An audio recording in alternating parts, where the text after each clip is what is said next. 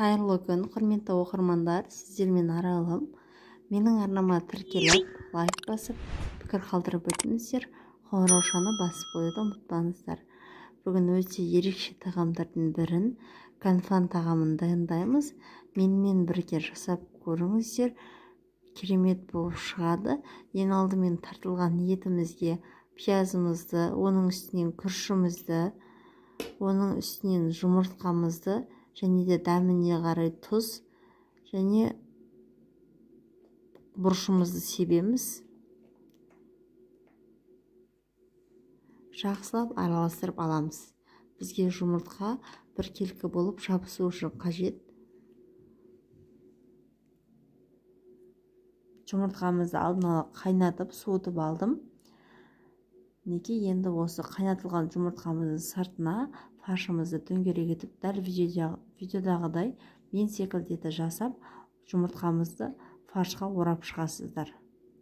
Қатты қалың болып кетпеу керек. Осылай барлығын бірдей етіп орап шығамыз. Төменге қажетті заттарды жазып өттім, бірақ мөлшерін жазбаймын. Бұл тағам үйіңіздегі адам санына байланысты көбейтіп, азайтып жасайсыздар. Мен мына жерде 500 грамм ет пайдаландым, және де 5 жұмыртқа. Ал енді қазанымызға бықтыратындарымызды алдын ала барлығын турап дайындап алдым. Осылай барлығын жуып, тазалап турап алдым. Енді құрғақ қазанымызға 1 ошау көлемінде майымызды құйып, барлық дайындап алған қоспаларымызды бөлек-бөлек салып шығамыз. Бірінші етімізді саламыз. Біркелкі етіп жайып алып, оның үстінен пияз бен сәбізімізді салып шығамыз.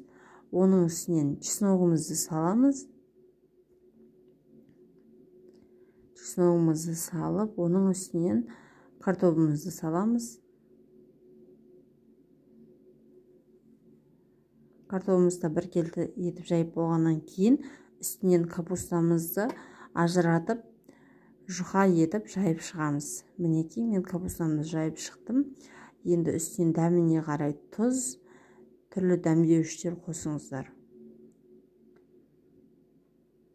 Осылай барлық дәмдеуіштерімізді сеуіп алдым. Енді 1 қасық томатымызға қайнаған су құйып, 1 кесеге томатный соус жасап алдым. Осылай тамақтың үстінен құйдым. Енді осының үстінен алдын ала дайындап алған фарштарымызды қойып шығамыз.